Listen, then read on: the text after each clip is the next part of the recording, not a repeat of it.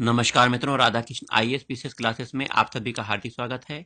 आज हम सामान्य हिंदी के विशेष प्रश्नों को लेकर आए हैं। यह प्रश्न सभी प्रतियोगी परीक्षा में बहुत महत्वपूर्ण साबित होते हैं, जैसे यूपी पीसीएस की सेकंड पेपर की परीक्षा, यूपी ट्रिपल एससी द्वारा सभी परीक्षाएं जो आयोजित हो रही हैं, लेखपाल की परीक्षा जो आयोजित हो रही है, समीक्षा अधिकारी, सहायक समीक्षा अधिकारी की परीक्षा जो हो रही है, आदि परीक्षाओं के लिए यह वीडियो बहुत महत्वपूर्ण साबित होगा। इसका एक वीडियो बन गया है, दूसरा वीडियो अपलोड हो रहा है। चलिए पहले प्रश्न से शुरुआत करते हैं। रस सामग्री किस विकल्प में दी गई है? तो विभाव, अनुभाव, संचारी भाव और स्थायी भाव को रस सामग्री, ये सब रस सामग्रियां हैं। रस के 4 अंग कहे गए हैं यहां।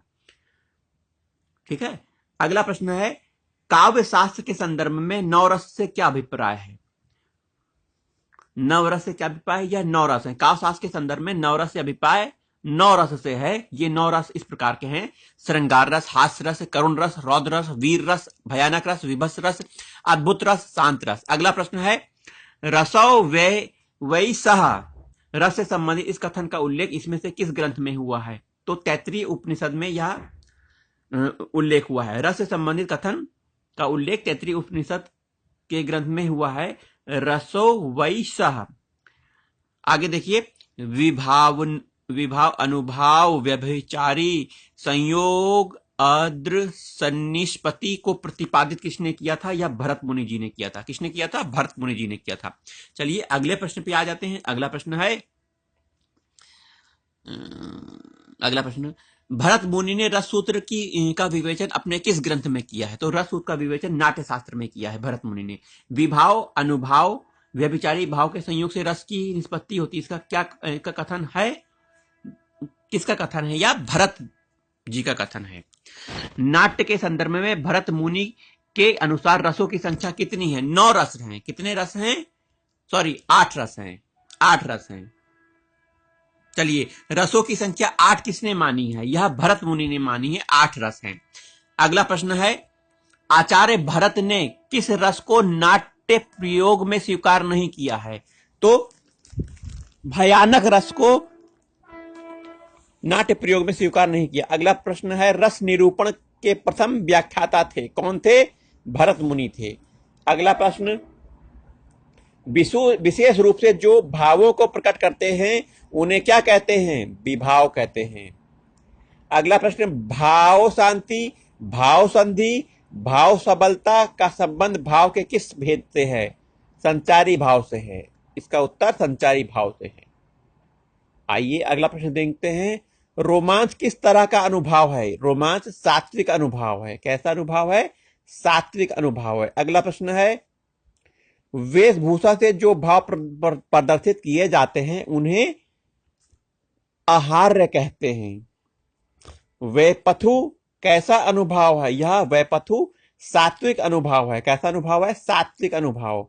अगला है, आलम्बन और उद्दीपन विभावों के कारण उत्पन्न भावों को बाहर प्रकाशित करने वाला कार्य कहलाता है।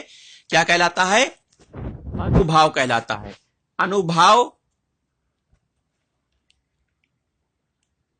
अनुभाव के 2 भेद होते हैं, एक कायिक अनुभाव, दूसरा सात्विक अनुभाव। कितने भेद होते हैं? कायिक अनुभाव और सात्विक अनुभाव। अगला प्रश्न देखते हैं, ज्यो ज्यो पटु झटपटी हठती हंसती नचावती नैन, त्यों तो निपट उदारहू फगुआ देत वनय नैन। कौन सा अनुभाव है इसमें? इसमें कायिक अनुभाव का वर्णन किया गया है। आगे देखते हैं, आचार्य देव ने किस भाव को 34वां संचारी भाव कहा है? तो छल को 34वां संचारी भाव कहा है आचार्य देव ने। छल को किसको कहा है? छल को। रसों के संचारी भाव की कुल संख्या कितनी है? 33 संचारी भाव है। रसों के 33 संचारी भाव माने गए हैं। चलिए अगला प्रश्न देखते हैं, संचारी भाव की संख्या 33 है। संचारी भाव की संख्या कितनी है? 33 है।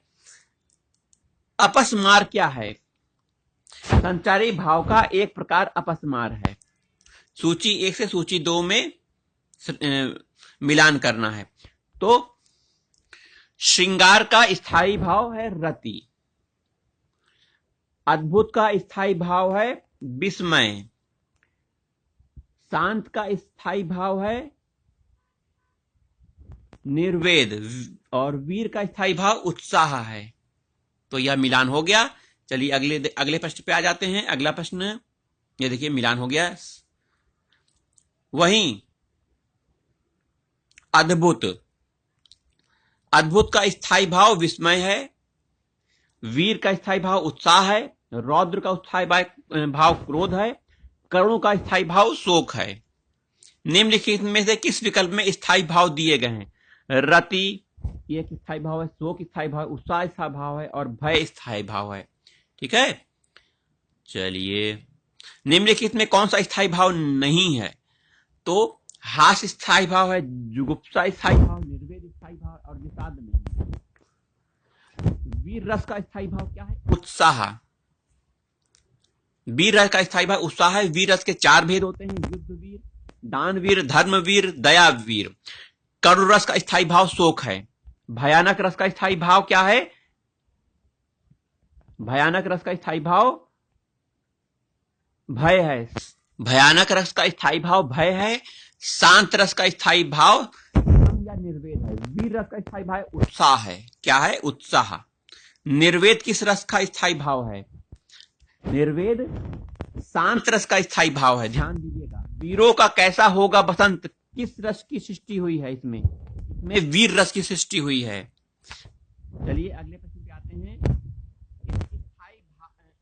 किस रस का स्थायी संचारी भाव उग्रता, गर्व, हर्ष आदि है या वीर रस का है? वीर रस का स्थायी भाव उग्रता, हर्ष, गर्व आदि है या परिपक्व होकर उत्साह बनाता है। विभत्स रस का स्थायी भाव जुगुप्सा है। विभत्स रस का स्थायी भाव जुगुप्सा है। जब जुगुप्सा नामक स्थायी भावों, विभाव आदि भावों की परिपक्वता होती है तब यह रस उत्पन्न होता है। शोक, करुण रस का स्थायी भाव है। इस प्रकार विस्मय अद्भुत रस का स्थायी भाव है। किस रस का स्थायी भाव? जुगुप्सा है। तो विभत्स रस का स्थायी भाव जुगुप्सा है।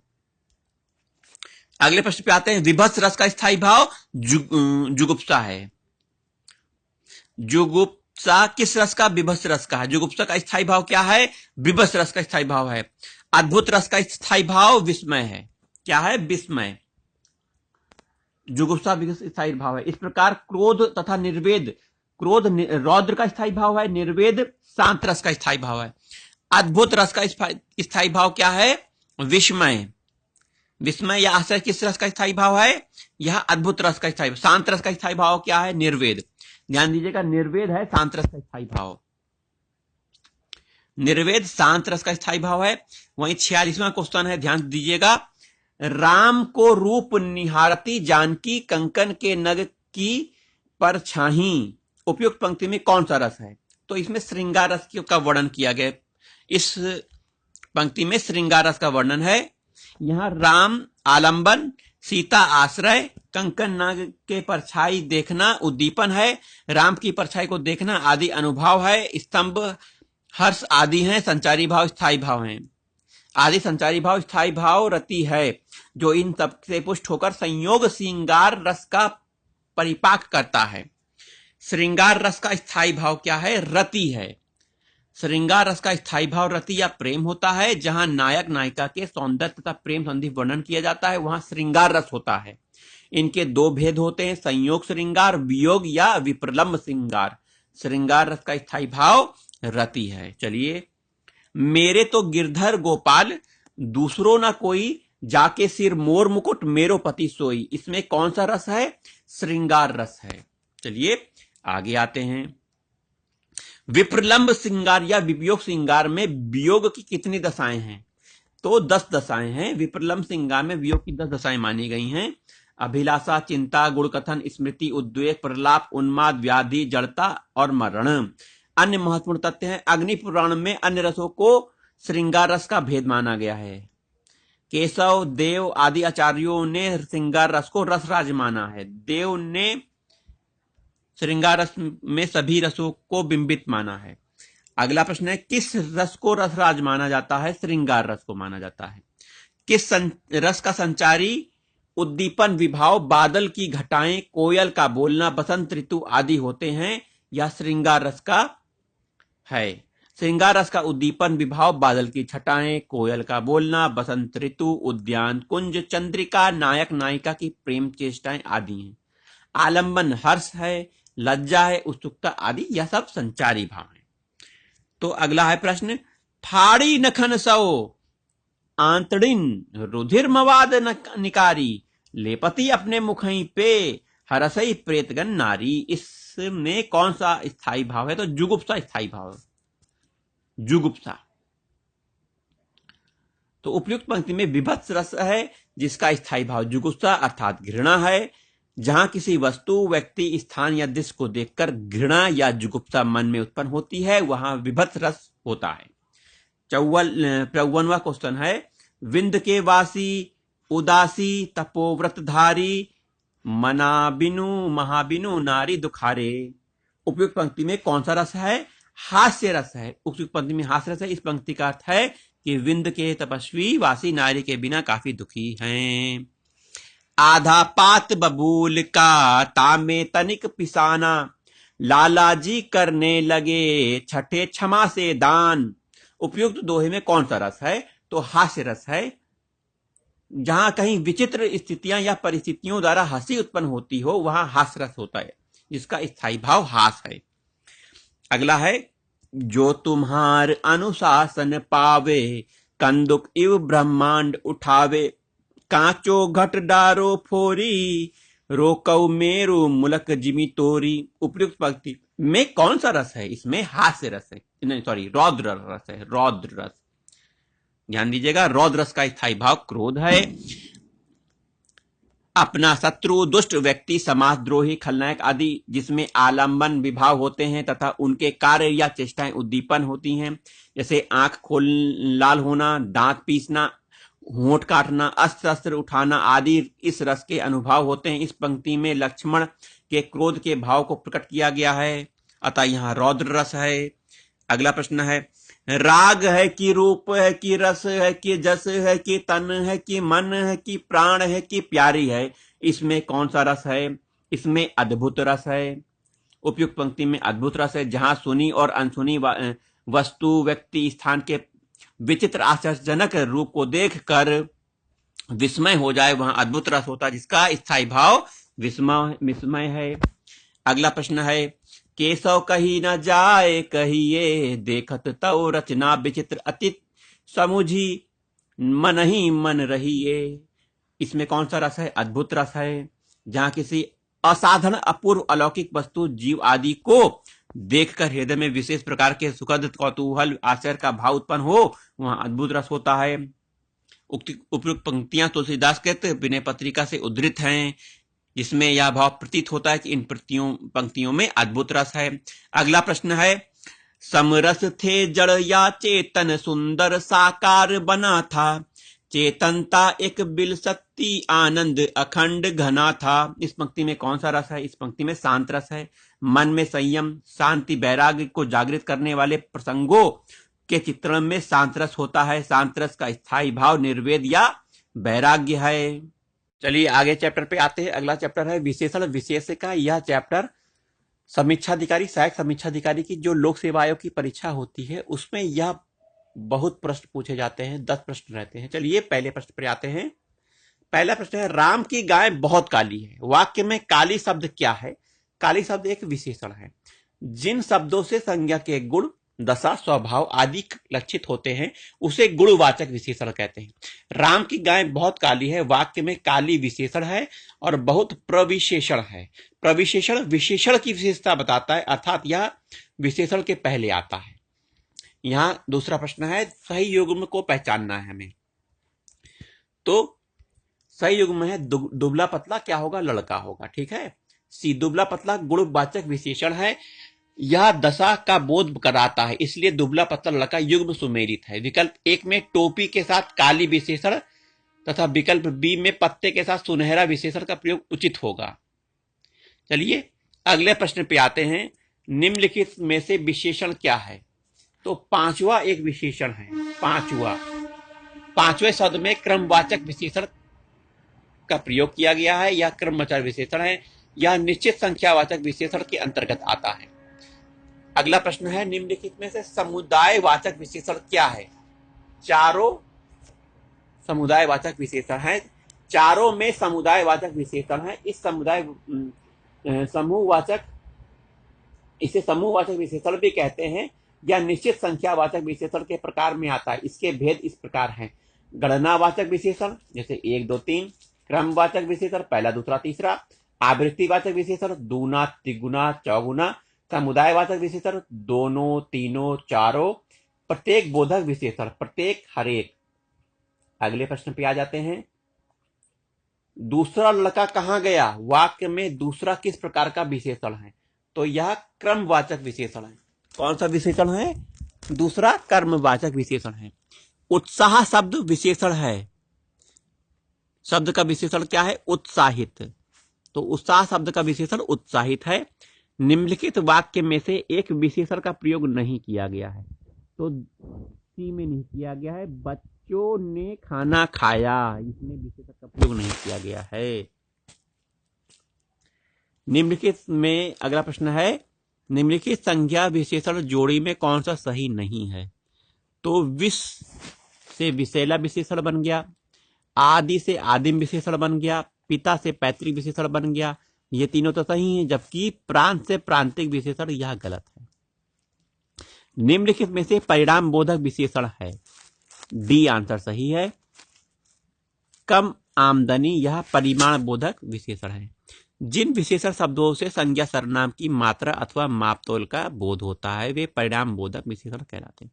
इनके दो भेद हैं, निश्चय परिणाम बोधक, अनिश्चय परिणाम बोधक। ठीक है। निम्नलिखित शब्दों में से एक विशेषण है, बताइए। आर्थिक एक विशेषण है, आर्थिक शब्द विशेषण है। वहीं शैशव, माधुर्य और बचपन संज्ञा है। ठीक है। निम्नलिखित वाक्यों में क्रिया विशेषण युक्त वाक्य कौन सा है? लड़का रोते रोते घर पहुंचा। जो उपवाक्य क्रिया विशेषण की तरह व्यवहृत होते हैं उसे क्रिया विशेषण उपवाक्य कहते हैं। इसमें समय, स्थान, कारण, उद्देश्य, फल, अवस्था, मात्रा आदि का बोध होता है।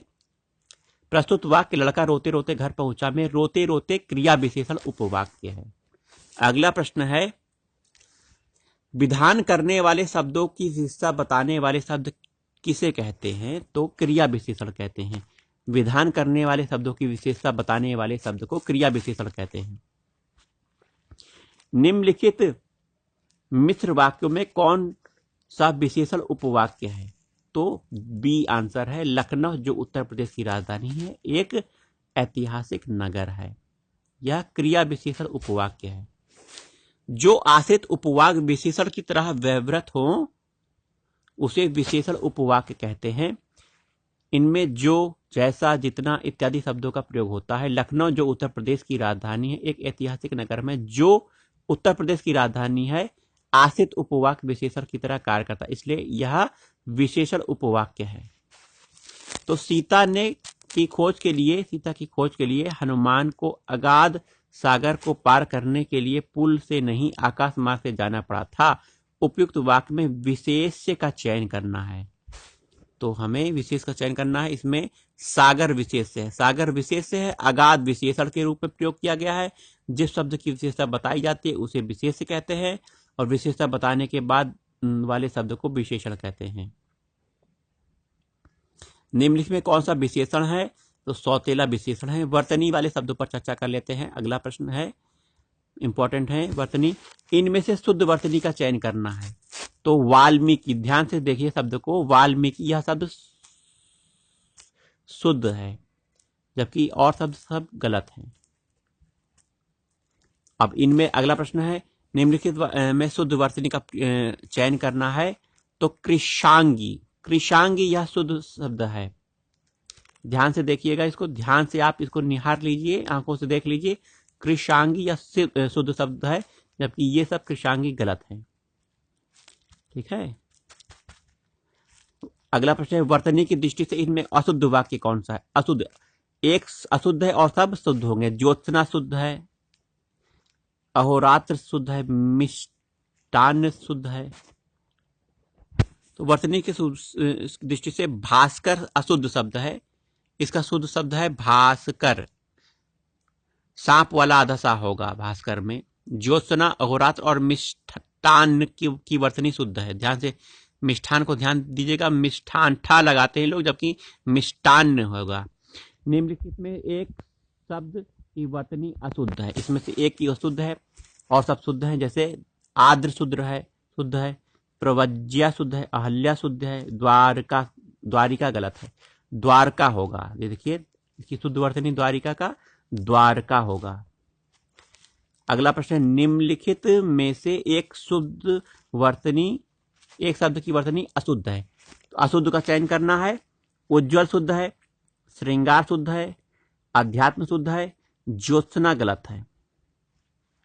ज्योत्सना क्या शुद्ध वर्तनी, ये आधा ता आधा सा होगा। चलिए अगले प्रश्न पे आ जाते हैं।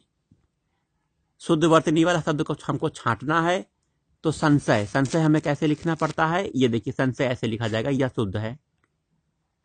अब इसमें से हमें शुद्ध शब्द छांटना है। दृश्य कैसे लिखा जाता है, ये देखिए ये ऐसे लिखा जाता है। ध्यान दीजिएगा, ध्यान से देख लीजिए, अपने आप समझ में आ जाएगा। वहीं इसमें से हमें शुद्ध शब्द का चयन करना है, तो औद्योगिक ऐसे लिखा जाता है। ध्यान से कैसे लिखा जाता है, ऐसे लिखा जाता है औद्योगिक, बी आंसर सही है। अब 9वां देखिए, निम्नलिखित शब्द में से 4 वर्तनी दी गई हैं, सही का चयन करना है। 36 डी आंसर सही है। देखिए 36। वहीं 4 वर्तनी दी गई, इसमें सही का चयन करना है अनुग्रहित। ये देखिए सी ऑप्शन, अनुग्रहित ऐसे लिखा जाता है, इसे आप ध्यान से देख लीजिए। हस्तक्षेप का शुद्ध रूप क्या है, हस्तक्षेप है, हस्तक्षेप होगा। ये देखिए ध्यान दीजिएगा, इसको हस्तक्षेप ऐसे लिखा जाता है। अहेतुकी का शुद्ध रूप क्या है, तो अहेतुकी का शुद्ध रूप अहेतुकी है, हा में अ की मात्रा है, अहेतुकी। ध्यान दीजिएगा, अहेतुकी। वहीं अगला है प्रश्न,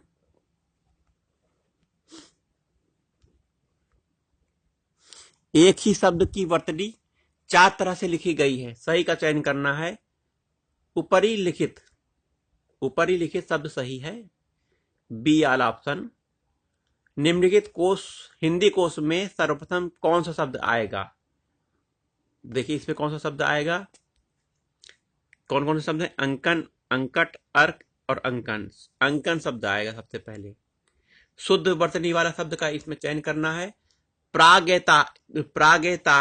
प्रागैतिहासिक, बी ऑप्शन सही है। देखिए ध्यान से देखिएगा, इसको याद हो जाएगा आपको देखने मात्र से। अशुद्ध वर्तनी का शब्द कौन सा है, तो मिष्टान्न होता है, मिष्ठान्न नहीं होता है, यह गलत है, यह मिष्ठान्न गलत है, जबकि इसका सही शब्द है मिष्टान्न।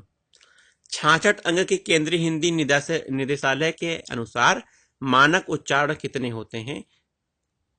66 का मानक उच्चारण क्या है, 66 है। 66 पढ़ते हैं लोग, 66 होता है, अभी मैंने भी पढ़ा। चलिए निम्नलिखित में से एक शुद्ध वर्तनी शुद्ध है, तो आंकट या शुद्ध वर्तनी है, आंकट। निम्नलिखित में वर्तनी अशुद्ध है, इसे चयन करना है, तो इसमें भास्कर अशुद्ध है, इसमें सांप वाला आधा सा होगा, भास्कर भी, यह अशुद्ध है और सब शुद्ध है। पदार्थित शुद्ध है, एकतारा शुद्ध है, अहोरात्र शुद्ध है। ठीक है, इसमें से गलत वर्तनी का चयन करना है, तो ज्योत्सना सही है, अनुग्रहित सही है, अहर्निश सही है, आधीन गलत है, जबकि इसका शुद्ध वर्तनी है अधीन होगा। इसमें शुद्ध वर्तनी का चयन करना है हमें। आभ्यांतरिक सही है, निरोग सही है, अत्यधिक सही है, अत्याधिक सही है, निरपराधी गलत है, निरपराधिनी गलत है, निरपराधिनी शुद्ध वर्तनी। इसमें शुद्ध वर्तनी का चयन करना है। निरपराधिनी ये सही है, अत्याधिक ये देखिए गलत है, अत्याधिक लिखा है, अत्यधिक होगा। निरोग की जगह ये बड़े ई की मात्रा नी में लगेगी, निरोग गलत है। वही अभ्यांतरिक, यह भी गलत है, अभ्यांतर होगा, अभ्यांतरिक है, आभ्यांतरिक। इसमें डी आंसर सही है, जो कि शुद्ध है। निम्नलिखित में से दृष्टि से शुद्ध शब्द का चयन करना है। तो परिपार्श्विक यह शब्द शुद्ध है। परिपार्श्विक, ध्यान से देख लीजिए, परिपार्श्विक शब्द शुद्ध है। कौन सा वर्तनी शुद्ध है? रचयिता, यह वर्तनी शुद्ध है। रचयिता, रचयिता। शुद्ध वर्तनी का इसमें चयन करना है। कुमुदिनी, सी ऑप्शन देखिए ध्यान से, कुमुदिनी यह शुद्ध वर्तनी है। अलौकिक शब्द का शुद्ध रूप क्या है? अलौकिक है। अलौकिक गलत है, अलौकिक होता है, ध्यान देख लीजिएगा। कौन सा शब्द शुद्ध है इसमें? अधिशासी, अधिशासी अभियंता नाम सुना होगा, अधिशासी यह शब्द शुद्ध है। ए वाला ऑप्शन देखिएगा। निम्नलिखित में शुद्ध वाक्य कौन सा है? जिजीविषा, छोटी की मात्रा पहले जा में, फिर बड़ी की मात्रा जा में, फिर विषा हो गया, जिजीविषा। बहुत बार पूछा जाता है। अशुद्ध का चयन करना है। इसमें स्वर या मात्रा की दृष्टि से शब्द को अशुद्ध रूप में लिखा गया। नीचे दिए 4 विकल्प में से शुद्ध रूप चुनिए। तो सी निर्लिप्त, शुद्ध रूप क्या है? निर्लिप्त है। ये इन चारों में निर्लिप्त, ये वाला निर्लिप्त सही है, सी वाला पर। अब इसमें कौन सा शुद्ध है? इच्छाद्रम, इच्छाद्रम शुद्ध वर्तनी है, से सब अशुद्ध है। इच्छाद्रम, सी वाला ऑप्शन। और इसमें देखते हैं द्विरुक्ति, द्विरुक्ति ए ऑप्शन देखिए, यह शुद्ध है। इसमें देखते हैं विस्मृति, डी ऑप्शन देखिए, डी ऑप्शन आपका शुद्ध है। वहीं जगत प्राण, जगत प्राण शुद्ध है, बाकी सब अशुद्ध है, सी वाला ऑप्शन। ध्यान से देख लीजिए। शुद्ध वर्तनी इसमें भी हमें चयन करना है। ज्योत्सना, ए ऑप्शन सही है।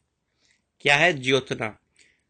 कौन सा वाक्य इसमें शुद्ध है? हमें ये देखिए, ज्योत्सना वही शुद्ध है। निम्नलिखित में शुद्ध वर्तनी 35 नंबर का देखिए क्वेश्चन बी, सादृश्य, सदृश्य, सदृश्य वर्तनी शुद्ध है, जिसका अर्थ समान होता है। सदृश्य, सदृश। निम्नलिखित में शुद्ध वर्तनी का चयन करना है। उच्च खल, उच्च उच्छृंखल वर्तनी शुद्ध है, डी ऑप्शन। ध्यान से सुनिएगा। कौन सा वाक्य इसमें शुद्ध है? प्रदर्शनी, बी ऑप्शन देखिए, ध्यान दीजिए, बी सही है, प्रदर्शनी। कौन सा ऑप्शन सही है? बी वाला ऑप्शन सही है। चलिए अगले प्रश्न पे आते हैं। अगला प्रश्न है, निम्नलिखित शब्द में कौन सा शब्द पुल्लिंग है? तो यहाँ व्यय शब्द पुल्लिंग है। अन्य शब्द जैसे आय, नहर और लहर, यह सब स्त्रीलिंग शब्द हैं। लिंग की दृष्टि से दही शब्द क्या है? दही पुल्लिंग शब्द है। लोग दही को स्त्रीलिंग मानते हैं, जबकि दही पुल्लिंग शब्द है। इकारांत संज्ञाएं जैसे नदी, रोटी, टोपी आदि स्त्रीलिंग होती हैं, किंतु अपवाद स्वरूप घी, मोती, दही पुल्लिंग शब्द की श्रेणी में आता है। चलिए अगले प्रश्न पे आते हैं। निम्नलिखित शब्द में पुल्लिंग शब्द का चयन करना है। दही एक पुल्लिंग शब्द है, अभी हमने इसकी व्याख्या कर ली है। वहीं चाय स्त्रीलिंग है, लस्सी स्त्रीलिंग है, शिकंजी स्त्रीलिंग है। निम्नलिखित में पुल्लिंग शब्द नहीं है, अर्थात हमें यहाँ इन चारों में से स्त्रीलिंग शब्द का चयन करना है। तो नकल शब्द स्त्रीलिंग है, जो कि पुल्लिंग नहीं है। चलिए अगले प्रश्न पे आते हैं। निम्नलिखित शब्दों में पुल्लिंग शब्द का चयन करना है। सूची पत्र यह पुल्लिंग शब्द है, जबकि किताब स्त्रीलिंग है। संसद स्त्रीलिंग शब्द है। गंगा स्त्रीलिंग शब्द है। वहीं 17वां अगला क्वेश्चन है, निम्नलिखित शब्दों में स्त्रीलिंग शब्द कौन सा है? टकसाल स्त्रीलिंग शब्द है, टकसाल। जो कि घर पुल्लिंग शब्द है, दाग पुल्लिंग शब्द है, खीरा पुल्लिंग शब्द है। चलिए अगले क्वेश्चन पे आ जाते हैं। अगला क्वेश्चन है, निम्नलिखित में इकारांत संज्ञा स्त्रीलिंग नहीं है। इकारांत संज्ञा अर्थात स्त्रीलिंग नहीं है, पुल्लिंग हमें चयन करना है। पहिया पुल्लिंग है, जबकि नदी स्त्रीलिंग, उदासी स्त्रीलिंग, टोपी स्त्रीलिंग है। इकारांत संज्ञा अर्थात स्त्रीलिंग। 19वां, निम्नलिखित में से कौन सा स्त्रीलिंग में प्रयुक्त होता है? तो ऋतु स्त्रीलिंग में प्रयोग होती है। हंस पुल्लिंग है, पंडित पुल्लिंग, आचार्य पुल्लिंग है।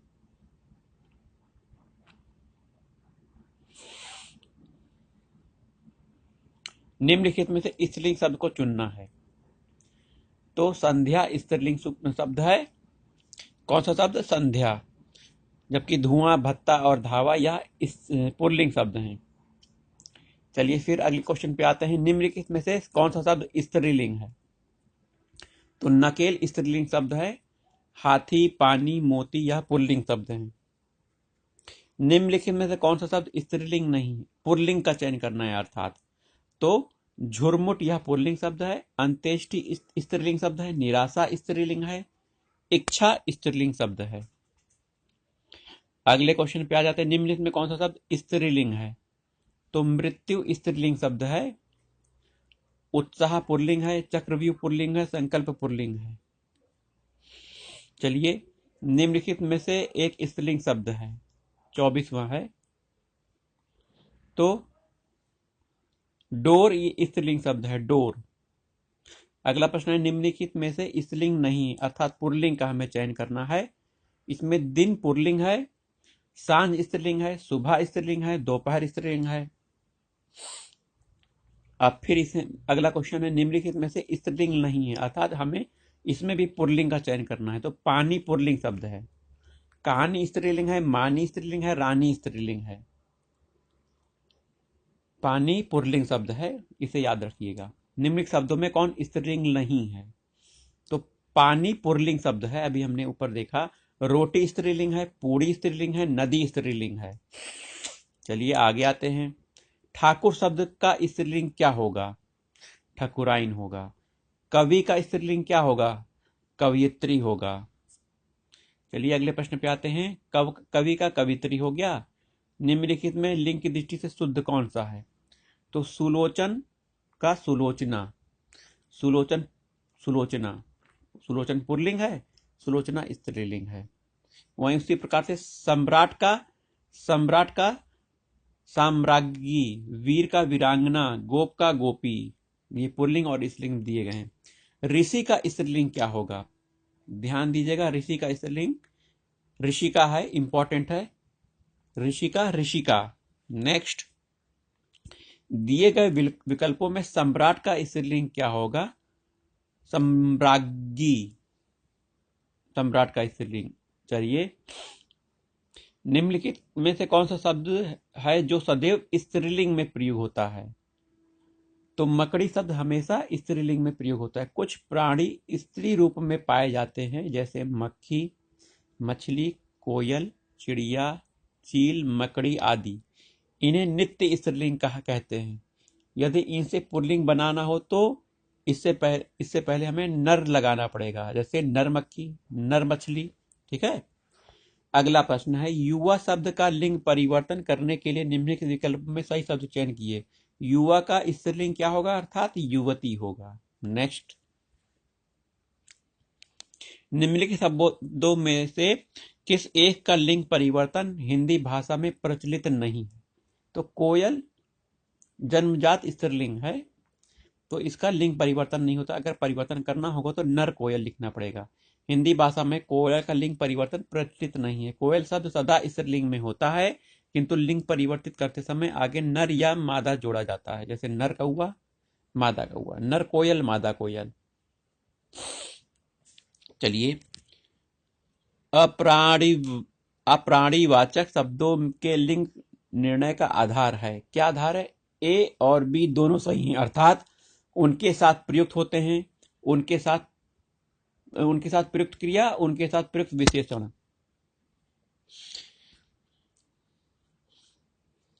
प्राणीवाचक संज्ञाओं का लिंग निर्णय सरल है, किंतु अप्राणीवाचक शब्दों का लिंग निर्णय में कठिनाई आती है। कुछ अप्राणीवाचक सदैव पुल्लिंग रहते हैं, जैसे पर्वत, हिमालय, सतपुड़ा। कुछ सदैव स्त्रीलिंग में रहते हैं, जैसे नदियां, यमुना, कावेरी। अप्राणीवाचक शब्द के साथ प्रयुक्त की क्रिया के साथ उसके लिंग का निर्णय कर सकते हैं, जैसे यमुना बहती है, बहना क्रिया, इसमें यमुना का लिंग निर्धारण किया जा सकता है। इसी प्रकार से विशेषण से भी लिंग निर्धारण हो सकता है, जैसे अच्छी गुड़िया, यहाँ अच्छी विशेषण के माध्यम से निर्धारित किया जा सकता है कि गुड़िया स्त्रीलिंग है। अव्यय शब्द लिंग निर्धारण में लिंग परिवर्तन में बदलते नहीं, अतः इनके द्वारा लिंग निर्धारण नहीं किया जाता। अगला प्रश्न है, क्रिया के किस रूप में कर्ता के अनुसार लिंग परिवर्तन नहीं होता? तो भूतकालिक रूप में नहीं होता। जब वाक्य की क्रिया के लिंग वचन और पुरुष कर्म के लिंग वचन और पुरुष के अनुसार हो तो कर्मणी प्रयोग होता है। जैसे सीता ने पत्र लिखा, इसमें क्रिया के अनुसार लिंग परिवर्तन हुआ, न कि कर्ता के अनुसार। इसमें क्रिया भूतकालिक रूप में है। चलिए पर्यायवाची चैप्टर पे आते हैं। पर्यायवाची शब्द पढ़ लेते हैं। पहला प्रश्न है, शाखा मृग का पर्यायवाची शब्द है। शाखा मृग अर्थात बानर। शाखा मृग का पर्यायवाची शाखाम्रज, कपि, मरकट, कपीस, हरि, कीस इत्यादि वानर के पर्यायवाची हैं। ये सब वानर के पर्यायवाची हैं। सौदामिनी पर्यायवाची है किसका? क्षण प्रभा का। सौदामिनी पर्यायवाची चपला, प्रभा, विद्युत, क्षण प्रभा, तड़ित इत्यादि होता है। चलिए आगे आइए। इनमें से अज्ञ का पर्यायवाची नहीं है, तो अज्ञ का पर्यायवाची मूर्ख है, अनभिज्ञ है, मूढ़ है, जबकि विज्ञ नहीं है। अधोलिखित में से घर का पर्यायवाची है। घर का पर्यायवाची अयन है। घर के अन्य पर्यायवाची गृह है, सदन, अयन, निकेतन, भवन, निलय, मंदिर, धाम इत्यादि। यह सब घर के पर्यायवाची हैं। इसमें तलवार का पर्यायवाची नहीं है, वो हमें चयन करना है। तो तलवार का पर्यायवाची खड़ग भी है, करगल भी है, असी भी है, कुठार नहीं है। कुठार नहीं है। असी, करगल और खड़ग तलवार के पर्यायवाची हैं।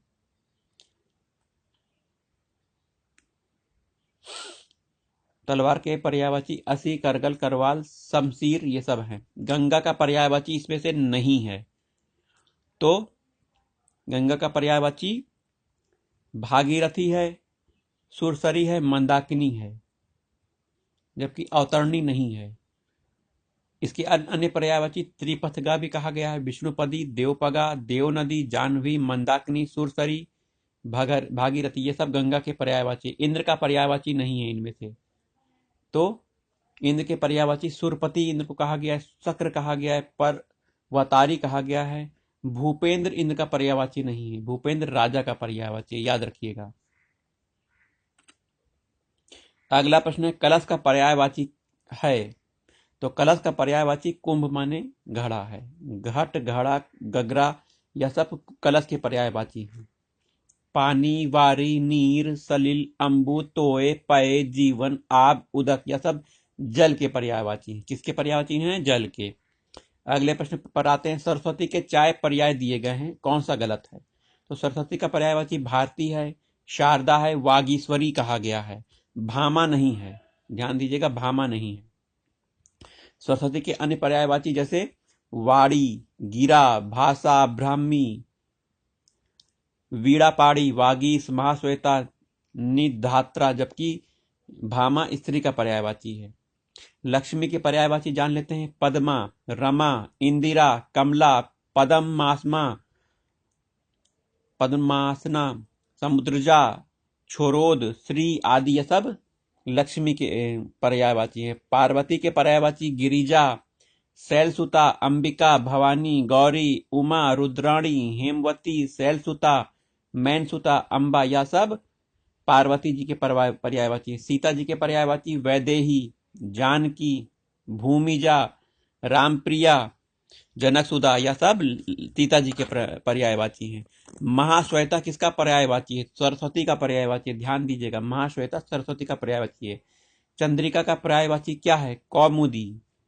चंद्रिका का पर्यायवाची चांदनी, ज्योत्सना, कौमुदी, जुन्हाई, अंजोरिया यह सब चंद्रिका के पर्यायवाची हैं। वैश्या के चार पर्यायवाची दिए गए हैं, कौन सा नहीं है? तो गणिका को वैश्या कहा गया है, और वारांगना भी वैश्या है, रंडी वैश्या है, कुल्टा नहीं है।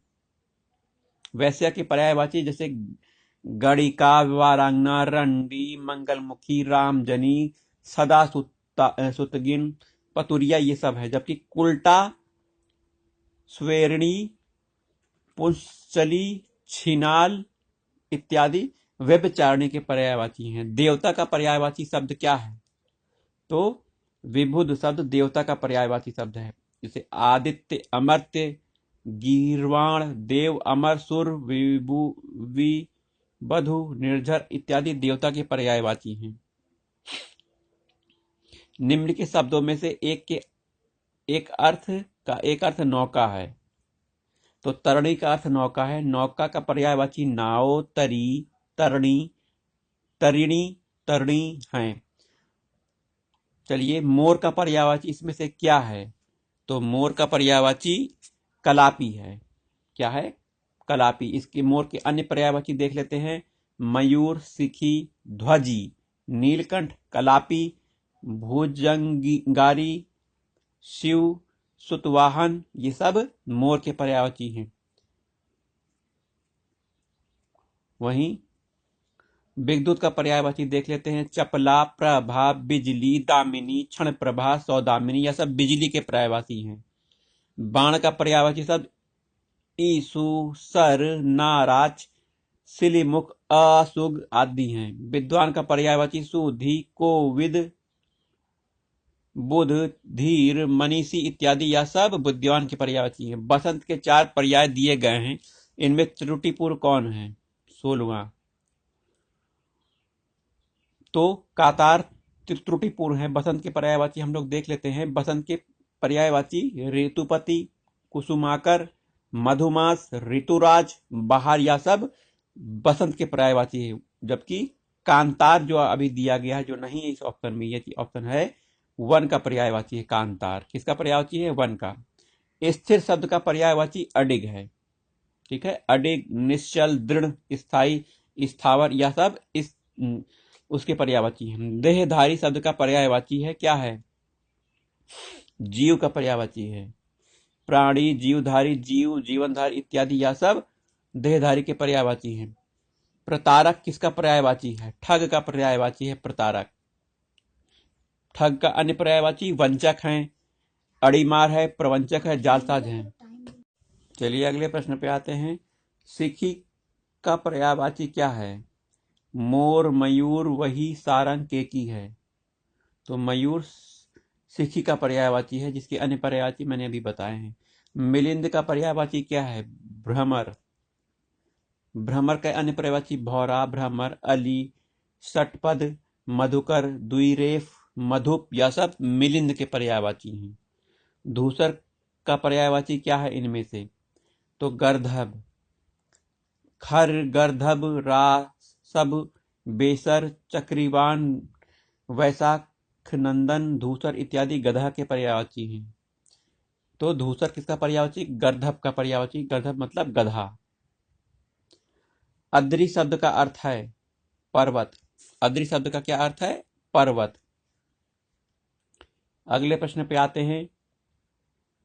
अद्री का पर्यायवाची पर्वत, पहाड़, शैल, गिरी, भूधर, अचल, महीधर, नग, भूभृत, धराधर, श्रृंगी इत्यादि हैं। निम्नलिखित शब्दों में से एक का अर्थ ऐतराज है, अर्थात आपत्ति। ऐतराज का अर्थ आपत्ति है। आफत, संकट, विपत्ति एक ही अर्थ प्रकट करते हैं। बाण का पर्याय क्या है? आशुग। बाण का पर्यायवाची शब्द है आशुग है। बाण के अन्य पर्यायवाची शब्द हैं तीर है, सर है, विसिक है, आशुग है, सिलिमुख है, ईसु है, नाराज है, यह सब बाण के पर्यायवाची है। वहीं है घोड़े का पर्यायवाची है। अची किरण का पर्यायवाची है। उर्वी पृथ्वी का पर्यायवाची है। निम्नलिखित में से कौन सा शब्द कमल का पर्यायवाची नहीं है? तो अरविंद कमल का पर्यायवाची है, सरसिज कमल का पर्यायवाची है, शतदल कमल का पर्यायवाची है, जबकि अमी नहीं है। ये अमी पर्यायवाची अमृत का है। कमल के अन्य पर्यायवाची देख लेते हैं। सरोज, जलज, पंकज, नीरज, अरविंद, शतदल, सरसिज, अब, पदम, कंज, अंबुज, नलिन, ताम्रस, बारिज, राजीव, पुंडरिक, उत्पल, जलजात, इंदिवर, कोकनक इत्यादि, यह सब कमल के पर्यायवाची, जबकि पीयूष, सुधा, अमी, जीवनोदक इत्यादि अमृत के पर्यायवाची। निम्नलिखित में कौन सा कमल का पर्यायवाची नहीं है? बी जलद का मतलब पर्यायवाची नहीं है। सरोज है, पंकज है, जलजात है। राजीव शब्द का पर्यायवाची है ताम्रस। राजीव का पर्यायवाची ताम्रस है। रसाल आम का तथा कुमुद चांदी का पर्यायवाची है। निम्नलिखित में से घोड़े का पर्यायवाची नहीं है। तो अश्व घोड़े का पर्यायवाची, घोटक घोड़े का पर्यायवाची, सैंधव घोड़े का पर्यायवाची, यातुधान नहीं है। घोड़े के अन्य पर्यायवाची अश्व, वाजी, है, घोटक, सैंधव, तुरग, तुरंग आदि घोड़े के पर्यायवाची हैं, जबकि यातुधान, असुर, धनुज, दानव, दैत्य, निशाचर, निशाचर, रजनीचर, राक्षस के पर्यायवाची हैं।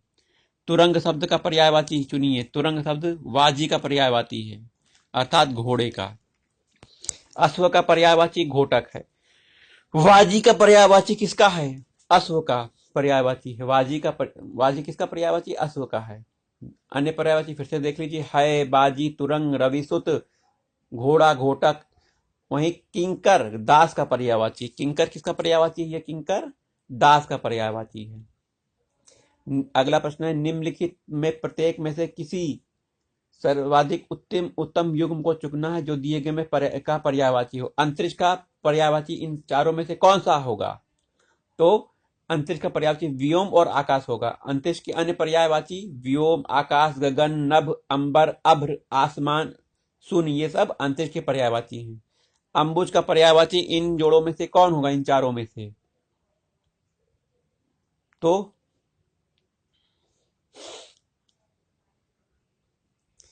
कमल, अंबुज कमल का पर्यायवाची है, शंख का पर्यायवाची है। चलिए, खल, खल का पर्यायवाची इनमें से हमें चयन करना है। तो नीच माने खल, दुर्जन माने खल। तो खल का पर्यायवाची नीच, दुर्जन, दुष्ट, अधम, पाजी इत्यादि होता है। तृण का पर्यायवाची हमें इन चारों में से चयन करना है। तो इसका आंसर होगा तृण माने तिनका और घास, या सब तृण के पर्यायवाची हैं। अगला, क्षुद्र का पर्यायवाची हमें इन चारों में से चयन करना है। तो नीच और अधम या क्षुद्र का पर्यायवाची है। घटिया भी बोल सकते हैं, ओछा भी बोल सकते हैं। उग्र का पर्यायवाची हमें चयन करना है। प्रचंड, क्रोधी, उग्र का पर्यायवाची जिसको भयानक भी कहते हैं। क्रूर, क्रोधी, प्रचंड, तीक्ष्ण, तेज इत्यादि यह सब है। बटोही का पर्यायवाची हमें देखना है। तो बटोही का पर्यायवाची है पथिक, राहगीर, यह सब बटोही के पर्यायवाची। वहीं मुसाफिर, यात्री, पंथी इत्यादि यह सब बटोही के पर्यायवाची हैं। विरध का पर्यायवाची हमें इनमें से चयन करना है। तो विरध का पर्यायवाची यश और ख्याति है। विरध का पर्यायवाची ख्याति, प्रसिद्धि, कीर्ति, यश यह सब है। यातुधान का पर्यायवाची हमें देखना है। यातुधान का पर्यायवाची राक्षस, निशाचर, यह सब यातुधान के पर्यायवाची हैं, जिसमें धनुष, दानव, दैत्य, राक्षस, निशाचर, रजनीचर इत्यादि यातुधान के पर्यायवाची हैं। विभु का पर्यायवाची इनमें से हमें चयन करना है। तो सर्वव्यापक है विभु, नित्य है विभु, इसका पर्यायवाची है। अनंत है, अजन्मा है, नित्य है, सर्वव्यापी, यह सब विभु के पर्यायवाची। तो सूची 1 को सूची 2 से मिलाना है। जलज, यह कमल का पर्यायवाची हो गया। जलज, जलद बादल हो गया, जलद ही समुद्र हो गया, सीधी सी बात। द्विज शब्द का अर्थ क्या है? द्विज शब्द का इनमें से सभी द्विज शब्द के अर्थ हैं। जैसे दांत द्विज, ब्राह्मण माने द्विज, पक्षी माने द्विज। पक्षी का पर्यायवाची शब्द है द्विज। पक्षी का पर्यायवाची द्विज है, बिहग है, बिहंग है, खग है, पतंग है, शकुंत है, चिड़िया है, यह सब पक्षी के पर्यायवाची हैं। निम्नलिखित में हंस का पर्यायवाची क्या है? मराल है। क्या है? मराल।